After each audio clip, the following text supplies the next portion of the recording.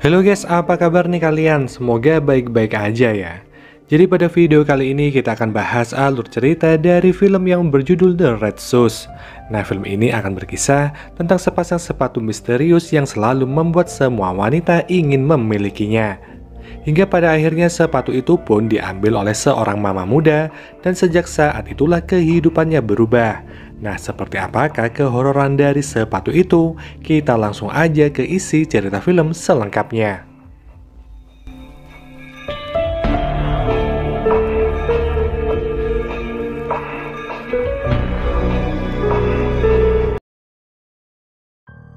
Berlatar di sebuah peron kereta api, seorang siswi SMA yang bernama Cindy sedang menunggu temannya untuk pulang bersama. Lalu dia melihat sepasang sepatu yang entah milik siapa, di mana siswi ini pun mengambil sepatu yang terlihat cantik tersebut dan memakainya. Lalu nggak lama kemudian datanglah temannya yang dari tadi udah ditunggu-tunggu dan dia bernama Taeyong.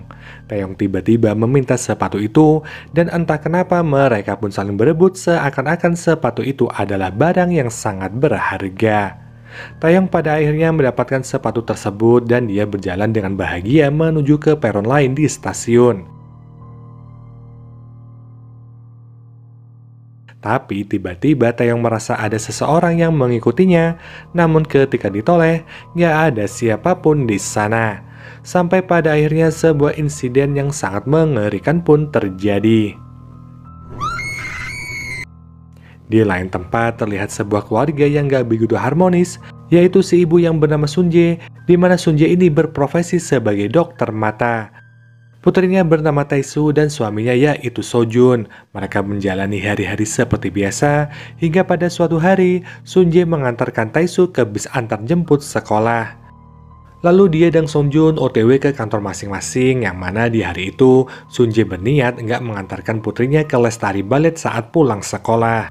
Di mana Sunjae berniat hanya memantaunya aja untuk melatih kemandirian Taesu yang udah semakin besar.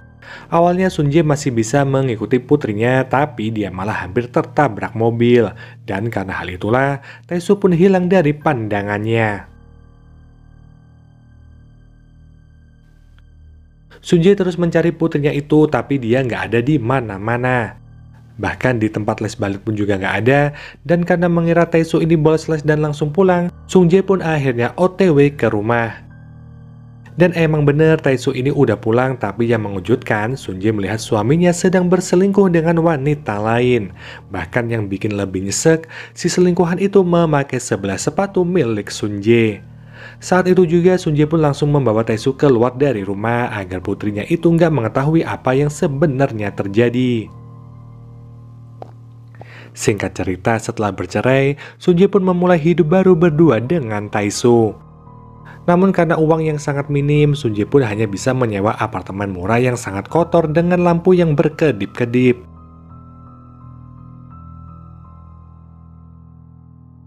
Keesokan paginya, Sunjae pun langsung beres-beres barang dan bersih-bersih rumah. Namun ketika lampu apartemen berusaha diperbaiki, ternyata lampunya masih rusak, bahkan akhirnya pecah.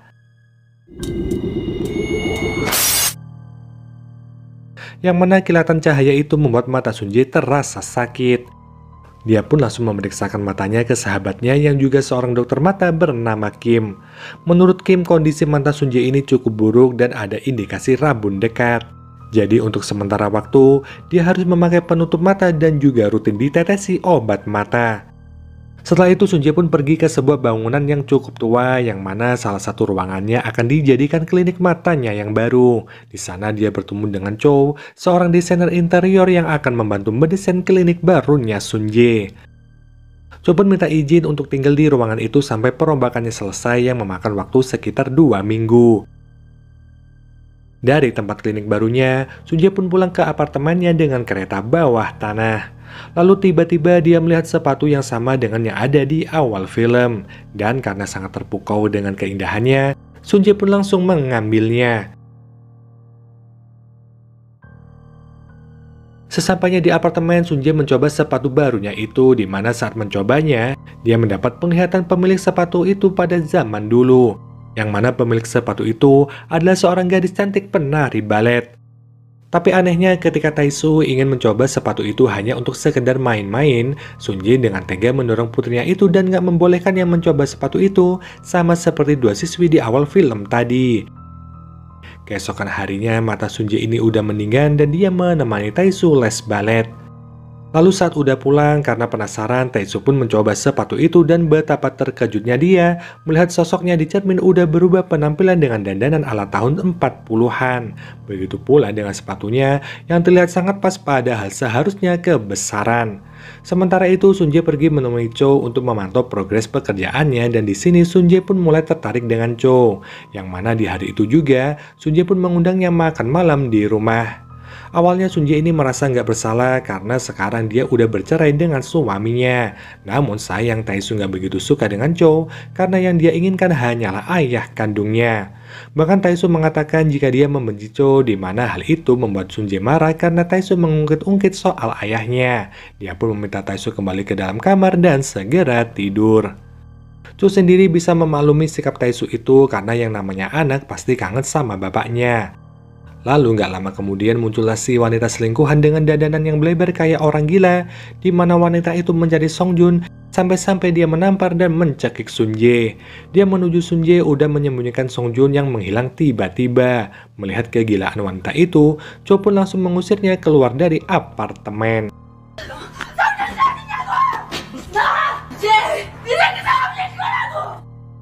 Sunji yang emang gak bisa melawan pun hanya bisa menangis gemetaran dan setelah Cho ini pulang, Sunji yang berusaha menenangkan diri di toilet tiba-tiba merasa gatal. Lalu terdengar suara yang sangat-sangat aneh diikuti oleh banyak kejanggalan lainnya. Sampai pada akhirnya dia melihat Taesu yang berniat mengakhiri hidupnya di rooftop gedung dengan gaun merah juga dandanan yang gak wajar. Namun ternyata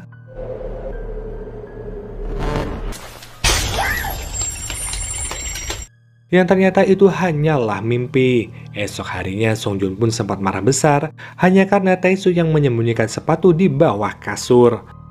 Lalu dia kembali menemui Cho dengan memakai sepatu tersebut dan juga berdandan agar lebih terlihat menarik. Setelah makan siang bersama, Cho pun mengajak Sunji ke tempat favoritnya yang gak lain dan gak bukan adalah galeri seni miliknya sendiri. Mereka berdua pun saling berbincang mengenai hidup masing-masing hingga pada akhirnya karena semakin terbawa suasana mereka pun melakukan perkempoyan. Sementara itu Taesu yang ditinggal sendirian di rumah bertemu dengan sesosok makhluk gaib.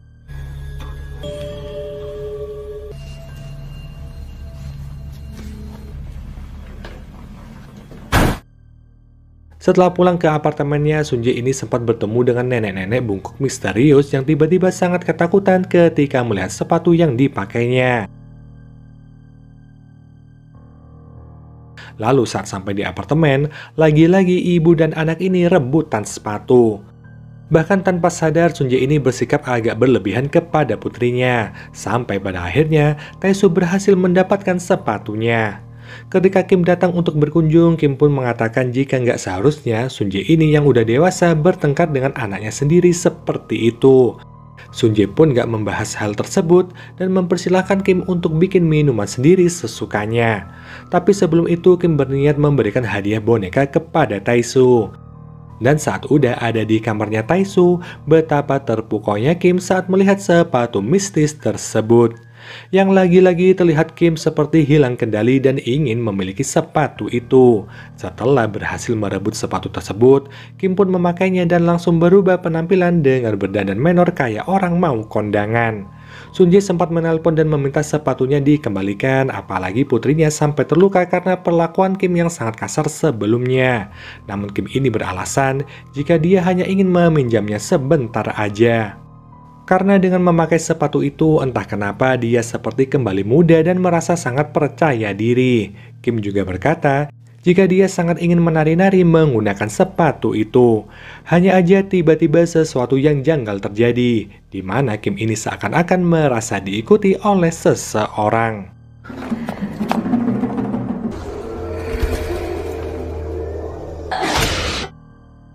Keesokan harinya di gedung klinik, Cho memberikan sebuah foto kuno dari seorang wanita yang memegang sepatu, di mana sepatu itu sangat mirip seperti sepatu milik Sun Jae. Namun Sun Jae yakin jika sepatu di foto itu nggaklah sama karena sepatu yang ditemukannya pasti hanya ada satu di dunia. Gak lama kemudian, Sun Jae pun mendapatkan kabar tewasnya Kim, dan ketika sampai di ruang otopsi, terlihat kondisi mayat Kim yang sangat mengenaskan dan juga nggak wajar, yang mana kedua kakinya hampir terputus dan sepatu yang dipakai sama Kim udah hilang. Sun Jae pun dipanggil ke kantor polisi untuk memberikan keterangan dan detektif memberitahu jika ada kasus serupa di mana seorang siswi tewas secara misterius dengan kondisi kaki terpotong. Yang mana teman dari siswi yang mati itu mengatakan jika sepatu miliknya telah diambil sama korban. Tapi anehnya sepatu itu udah hilang entah kemana, sama seperti kasusnya Kim. Setelah Kim ini tewas, ternyata sepatu yang dipakainya juga tiba-tiba menghilang dari kantor polisi. Sun Jae pun pulang ke apartemen, dan ternyata sepatu itu udah dipegang sama Tae-soo. Merasa sepatu itu memiliki kutukan, Sun Jae pun langsung mengambilnya paksa dan membuangnya di parkiran basement.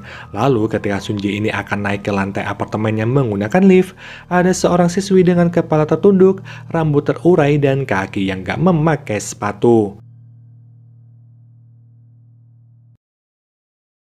Jelas aja sosok itu bukanlah manusia, di mana Sun Jae yang agak merinding melihatnya cepat-cepat keluar dari lift tersebut. Dan ketika dia akan masuk ke apartemennya, tiba-tiba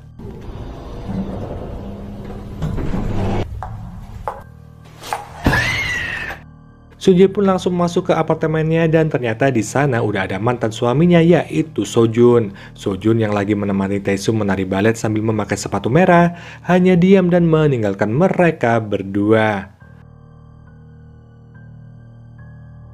Entah apa yang terjadi, tapi Sun Jae dan Tae-soo pingsan, yang untungnya langsung dibawa Choi ke rumah sakit. Saat Sun Jae sadar betapa terkejutnya dia ketika melihat sepatu itu udah dipeluknya.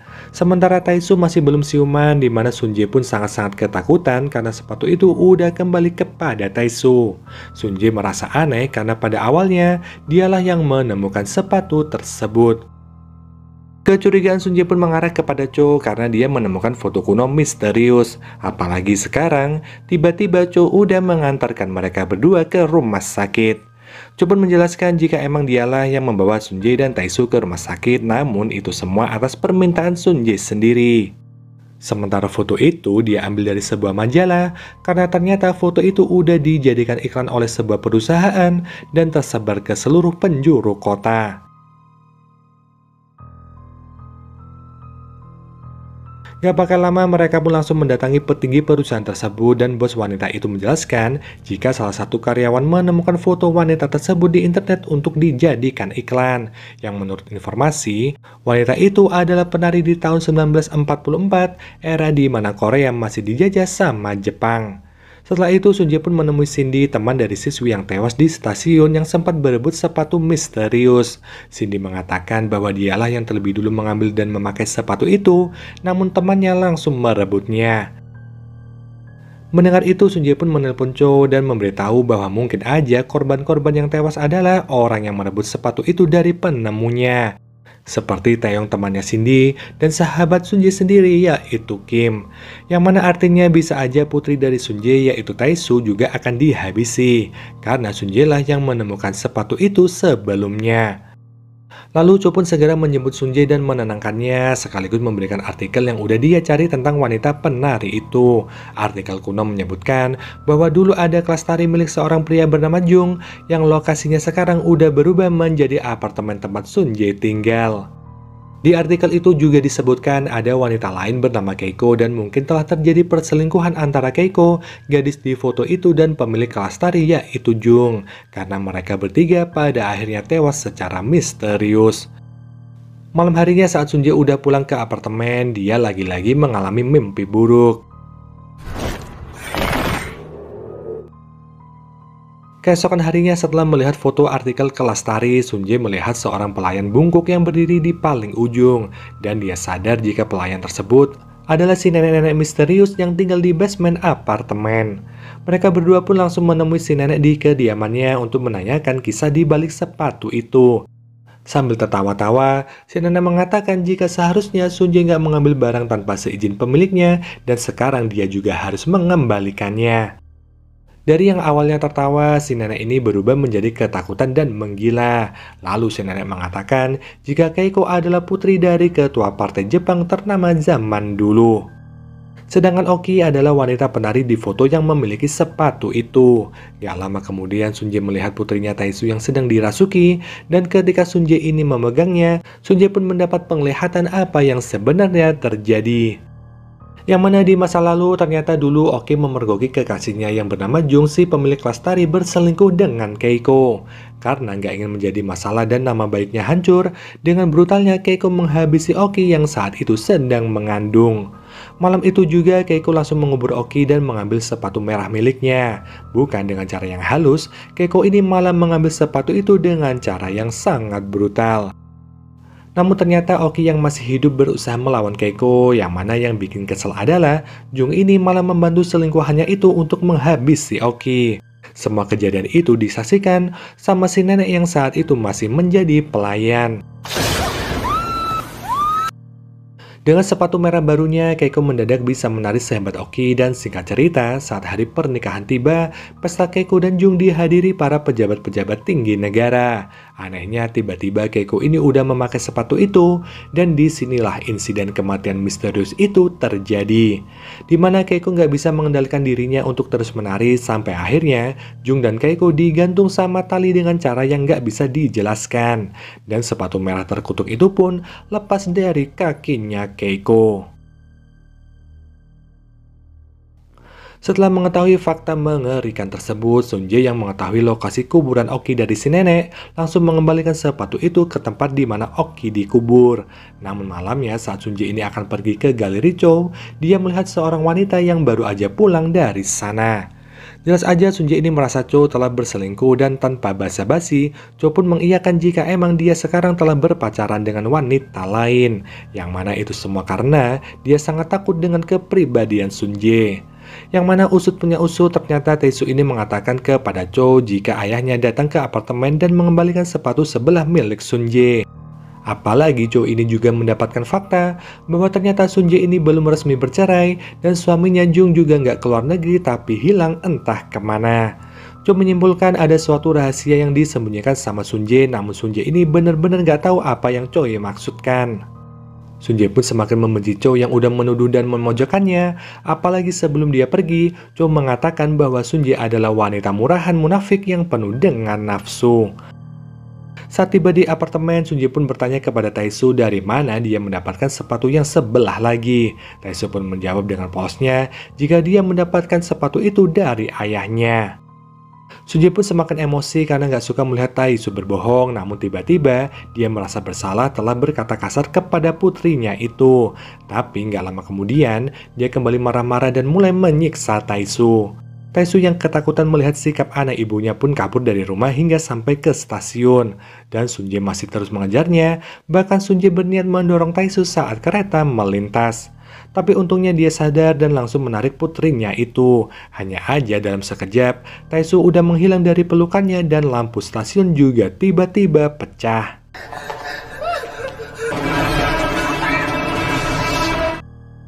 Di sini kita diperlihatkan bahwa Sunje ternyata memiliki kepribadian ganda. Di satu sisi dia sangat ingin menghabisi Taisu, namun di sisi lain dia sangat menyayangi putrinya tersebut. Merasa bingung dengan dirinya sendiri, Sunje pun melempar sepatu tersebut sambil bertanya-tanya kenapa hantu itu terus mengganggu mereka. Dia juga memohon agar putrinya jangan diambil, tapi tiba-tiba hantu itu berbisik bahwa siapapun yang mengambil sepatu itu, maka mereka semua akan mati.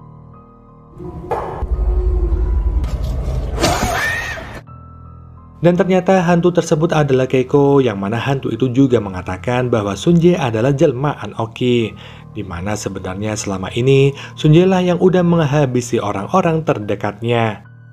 Mulai dari siswi di stasiun, Kim, bahkan suaminya sendiri yang ternyata diberi obat tidur, termasuk putrinya sendiri yaitu Taisu, dan juga Chow yang udah dihabisi Sunje di galerinya.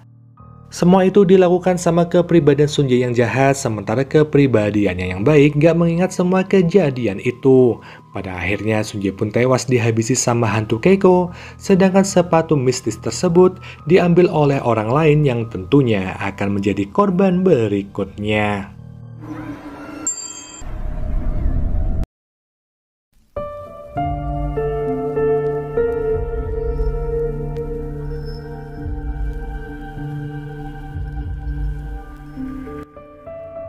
Ternyata Sun Jae memiliki kepribadian ganda yang membuat dirinya menghabisi semua orang yang dekat dengannya. Hal itu nggak lain dan nggak bukan diakibatkan oleh sepatu misterius tersebut. Namun pada akhirnya Sun Jae dihabisi oleh hantu Keiko yang udah menunggunya di stasiun. So mungkin gini aja ya guys pembahasan film kali ini. Kita jumpa lagi di video selanjutnya. Wassalamualaikum warahmatullahi wabarakatuh. Bye.